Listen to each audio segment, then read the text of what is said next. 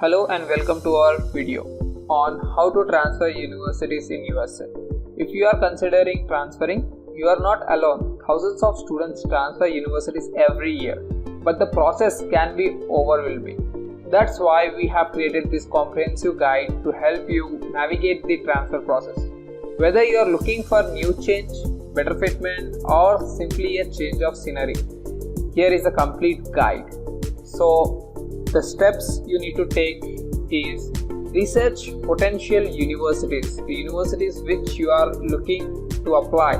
Just go through their programs which they are offering and the location, and also if there are anything related to part-time jobs, please check them.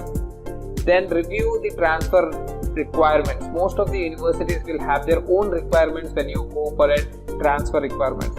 Like they have their CGPA, IELTS, TOEFL or English requirements. You need to meet them, then only they'll give you the admit. Please contact the universities whenever you are doing this research if you are not understanding, so that they can provide you much more information, and also you'll have a better idea which universities and whether you are eligible or not. Prepare application materials. Once you get prepared like you are eligible and all, then prepare your transcripts, SOP, LORs, resume, whatever the documents required for making an application. Once you prepare these all documents, then I would suggest you apply to the universities. Everything will be an online application. Make sure you see the deadlines, and before deadlines you please apply to those universities and follow the instructions of the university emails carefully. Once you apply, then you will get some documents from that. The documents which you need to have to transfer to the universities are like admit letter, I-20, transfer form, service fees receipt. I know if you have made service fees payment, then it need to be transferred. If you have not transferred it, then please notify to the current university that I am willing to transfer my service fees. That will really help you, and also to transfer that service amount.